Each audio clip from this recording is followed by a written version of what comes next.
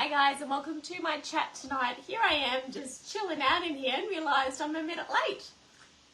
We are talking about inflammation tonight. That is the topic. That is the important topic that everyone should be talking about, but no one really talks about it. So we're going to chat about it tonight because it's really, really, really important for you. Especially if you are perimenopausal, menopausal, whether you're just feeling tired and lethargic, whether you've got joint pain, so many different things, so many different things. But it can all be linked back to inflammation. All right, that's what we're going to talk about tonight. So, when it comes to inflammation, it starts from the gut. I hate that word. I really hate it. It starts from your gut, all right? Everything stems from that good and bad bacteria within your gut. So, as we are all here, we are all doing the 8-week program. Maybe you're just a member of Beach Club. But as I've spoken about for the past 20 years, it's nutrition that we all need to be focused on. Training, yes, absolutely, but your number one priority has to be awesome nutrition, because this is going to stable out the good and balance out the good and bad bacteria within your gut. So let's just sit on that for a minute. Think about what you did on the weekend. Think about, did you go a little off plan? Did you have a couple of drinks? Did you dive into the chocolate and fall right off the wagon? Were you awesome? Did you stay on plan? Are you in such a fantastic rhythm that you're not craving any poor food choices right now? Where are you? All right, where are you sitting right now? Comment below and let me know. So, a lot of people these days, a lot of people are workaholics. They're stressed out. Especially here in Sydney, interest rates have gone through the roof. Everyone I talk to, they're finding it hard, tough times, all the rest of it. It's not how it used to be. I've got my own opinions on that, but I'll let that slide for now. A little controversial. But some people are finding it hard. They're stressed. Some people don't sleep. I know a lot of men that don't sleep. They sleep, 3 hours a night, 4 hours a night, and that is it. Women as well. But men are also struggling in that department. So sleep issues, working too hard, stressed out. All of these little things, lifestyle things, can contribute to you having inflammation issues. So, as I just said, I'll just recap now. I can see some more people tuning in. That when we talk about inflammation, your brain needs to go directly to your gut, right? That awful word, I hate it.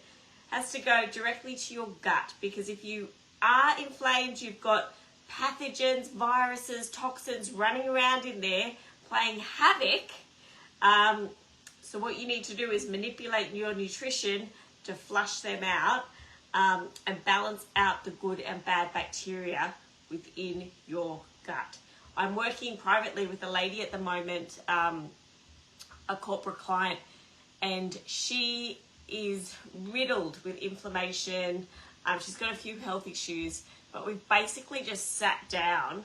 I literally sat down with her for an hour. I said, just tell me everything.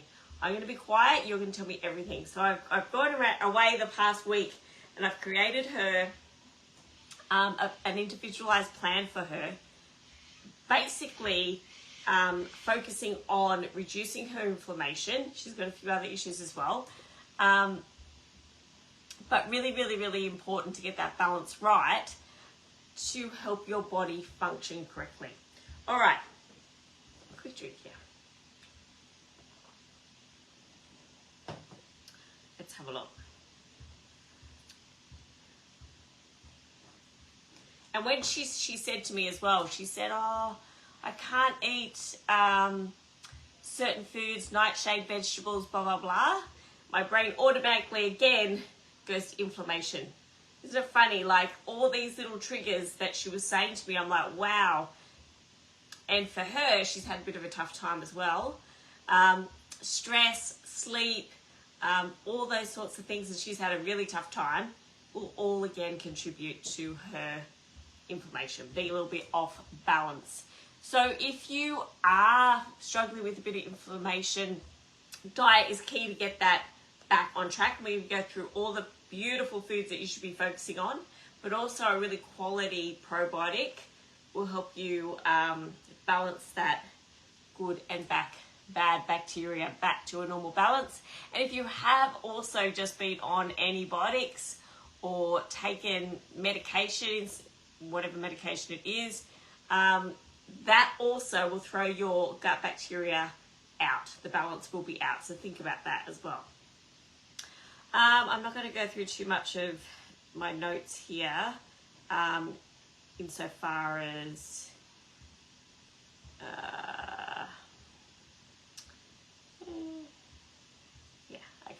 So 60% of your immune system is also contributing to your gut health. So if your gut health isn't thriving and performing at its best, you're going to feel tired, you're going to get sick regularly, viruses are going to come their way, especially if you're eating a lot of dairy as well, because dairy creates that nice, not so nice mucus layer, which is going to harbor germs, okay?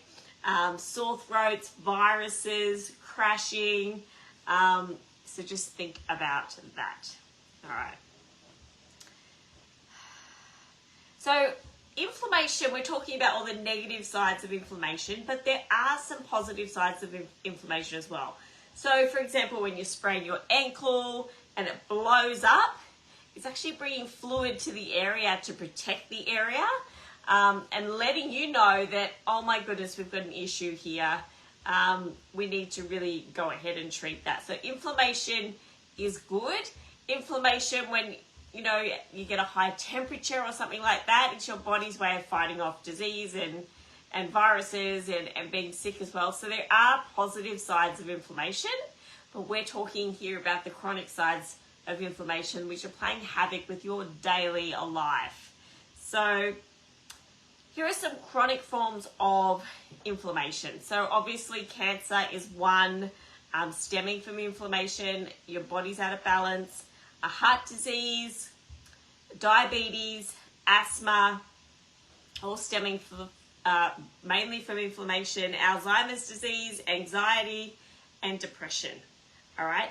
Again, when your gut bacteria is out, the hormones that are released, whether it's good or bad, your dopamine, your serotonins, all these things, they're not working at their peak. So your mood is literally going to go out the window as well. So if you're finding yourself a little snappy, you're finding yourself not quite right, go back to basics. Always go back to basics.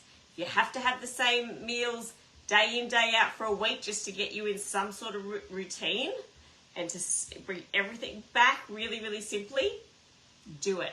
All right, but just stay clear of the dairy as much as you can if you are struggling with this inflammation. All right. Yeah, we've gone through that. All right, so the following things can be a sign that you do suffer with inflammation. And if your gut bacteria is basically out of alignment, it's out of balance. So thyroid issues, rheumatoid arthritis, and diabetes. This is a great one. You see, I know a lot of people that have got type 2 diabetes. I talk to lots of people around where I am. And just observing, not commenting, but observing, you can look from the outside in and just go, your gut bacteria is out. Number one, maybe you drink too much alcohol. You have too much sugar. Like the diet is just not there. And maybe it's that person that's like, I don't drink at all during the week. but then on the weekend, it could be nearly a bottle of wine. Yeah, that's going to throw everything out. Especially when we hit, you know, close to 40, the body isn't as efficient as it once was. Yeah, getting everything out and flushed and everything like that as well. So we need to be mindful. We need to be really mindful. I don't even drink alcohol anymore. I can't even remember the last time I had a drink because my body doesn't like it. It goes, I can't do it. You know, but a drink or here is fine. It's no problem. But let me know if you experience that as well. Your body's just not functioning or getting back to the way it was, way it once was, should we put it. Digestive issues such as bloating, constipation, diarrhea, heartburn, bloating, I think I said bloating. All these things can be a sign that your gut your gut bacteria is out, causing inflammation. Sleep issues is another one, skin rashes and allergies, sugar cravings. We know how to combat sugar cravings, don't we? Eating every 2 to 3 hours throughout the day, smaller meals, higher in protein, and really understanding what you're eating and why you're eating, you'll have no craving. No craving once that blood sugar is absolutely stable. Yeah, basically feelings of feeling fatigue or sluggish, a great indicator. Mood disorders, as I've just explained. Weight gain or weight loss. So that's another one. So really, really feel with yourself. Like, I always know if I'm eating well, my stomach behaves. Yeah. I don't eat well, I have something off plan, I go out for dinner, I do something, I don't get enough sleep, I'm everywhere, I'm a bit like that, yeah? The first thing that arcs up in my body is my stomach. It will bloat, it will go from flat to out here, and there's nothing you can really do, right? Unless start eating well. Start eating well. We're going to get to the food really specifically in a minute. All right. Yep, we've gone through all that. All right. Let's talk about foods that fight inflammation and foods that are going to get that healthy gut bacteria back into balance so you are stable, yeah? Inflammation's not going to arise, your gut's working well, your body's working efficiently. So let's go down here. I'm going to go to the really, really, really strict list. I've got 2 lists here. The strict list, which is going to fight inflammation. So apple cider vinegar before you eat is a good way to get those stomach acids ready to digest your food properly. Amaranth is another grain, which is high in protein, gluten-free, a really good one. Asparagus, avocado, black beans, all your collard greens are awesome as well. Broccoli, brown rice, Brussels sprouts, cauliflower, cinnamon. Now we know cinnamon helps balance out that blood sugar, but it's also great at reducing inflammation. But here is the kicker. You can go to Master Foods or Coles or Woolies and grab your ground cinnamon, but I would strongly suggest going to your health food store and getting the proper organic cinnamon. You are going to notice a massive difference in quality, in taste, and potency in the cinnamon. So that it may be about $8 or $9 for the thing, but it is bigger than the ones you get at the supermarket. It will last you longer, but it's well worth it. Kale, kiwi fruit, lentils, onions, quinoa, red apples, red cabbage, rolled oats, sweet potato. All right, that is my list, all in alphabetical order. So those foods I've just mentioned there, kiwi fruit was especially good at inflammation. Really, really, really important. Now let's go to the herbs and spices. All right. Cayenne pepper, great one at reducing inflammation. The next one, celery juice. Now celery, which you may not know, is actually a herb. It's actually a herb. That's why it's used for so many medicinal things around the world. It has done for thousands of years. It's actually a herb, so it actually is really potent. So celery juice is the number one thing to reduce inflammation above all else. Not just eating celery. When you juice it and get rid of the pulp and the fiber, that is the liquid gold right there. So on an empty stomach, celery juice first thing in the morning. If you suffer really badly with arthritis or inflammation, anything like that, if you've got diabetes, high blood pressure, celery juice, just try it. Try it, yeah? Try and get the organic celery from your local organic grocer if you can. Cut it up small and juice it, all right? The first day might be a bit off, but after that, you'll be fine. And you'll notice your body change as well. You'll be on the toilet a little bit initially. It could be a little bit explosive in that area, but it is the true way to actually get any pathogens, toxins out of the body, all right? Cinnamon, I've just said, coriander, garlic, rosemary, and turmeric. All fantastic at reducing inflammation.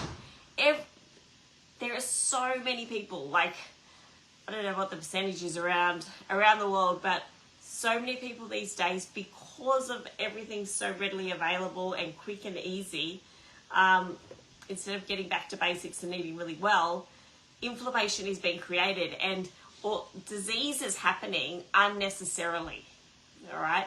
Because the body's not functioning, it's not thriving. It's not thriving how it should be. All right. So clearly foods to stay away from. We all know refined carbohydrates, fried foods, soft drinks, red meat, overcooked meats, which can be carcinogenic, cancer causing. Definitely processed meats, no. If you're going to have ham or turkey, go to your butcher and get proper cuts. Leg ham, breast turkey. Stay away from processed meats. And margarine, of course. Stick to butter if you're going to have any at all, or use avocado as a butter replacement. All right. Top 6 ways to reduce long-term inflammation.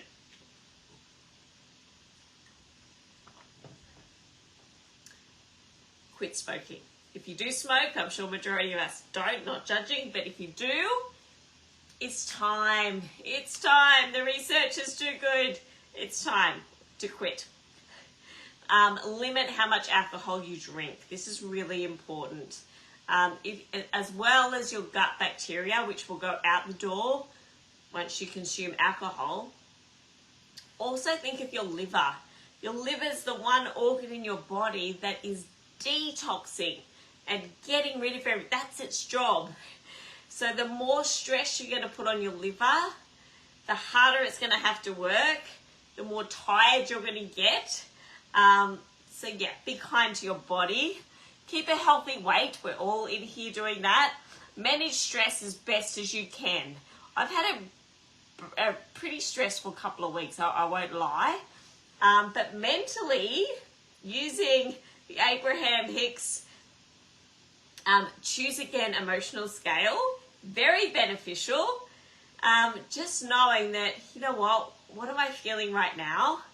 And I'm going to choose again. I'm going to choose a higher emotion that's got a better frequency. So that's what I've been doing. Today was a stressful day and I got through it and I think I'm done now. But it's just not stress, not so much stress, just a lot on. Just no spare time all weekend, all last week. All great stuff, but I can just feel I'm a little tired, a little run down. I'm going to fix that tomorrow. Tonight a good night's sleep and back to normal tomorrow. But I'm sure you all get like that as well. Yeah, there's a lot to do. There's a lot to do, and I think the stress comes from everything's not done. And everything hasn't been done for a while now, and I'm starting to go, I can't breathe. Let me know if you relate to that. A lot on. But what is on is a lot more fun than staying home and getting everything up to date. Get regular physical activity. That's really important. And again, if you do need a good probiotic and you don't trust yourself, go to your local health food store. They will help you there. Or find a fantastic naturopath near you. A lot of the health food stores, like we've got one up here, and they always have a naturopath in store to help you. But there are some really quality probiotics there in the fridge. I always get the fridge ones. That will help balance out your gut bacteria, especially if you've just been on antibiotics, or you've been sick, or you've been on some sort of medication. All right. So in wrapping up tonight, in wrapping up this topic, I wanted to we've done this topic probably, I don't know, a year, 18 months ago now, but I really wanted to bring it back to life because it's important. A lot of the times we sort of think about, I'm just going to go and lose weight, and we lose sight of actually the health part of that and why we're doing it. And I don't like that. Well, sometimes you don't like it, but you should be eating it. Yeah, it's not about whether you like it or not. It's what's actually best for your body and for your body to be thriving really, really, really well. So think about that. I'm not suggesting you go and, eat everything you don't like, but at some point we need to get serious about our health and understand what we're eating and what may be harming us, and really focus on that foods that are actually going to do something for our body and not work against us. I mean, there's so much disease out there which is unnecessary, as I said before.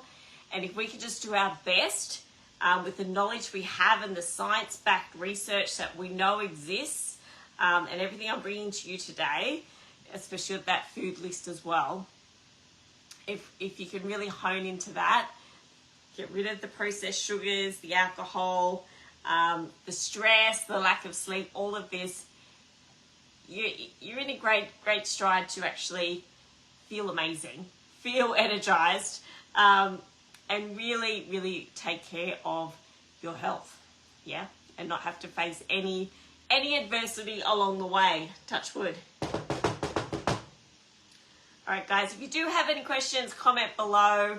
But yeah, that is our chat tonight on inflammation. Very, very, very in-depth topic can be. I've just run off tonight some of the key points. Inflammation stems from your gut health.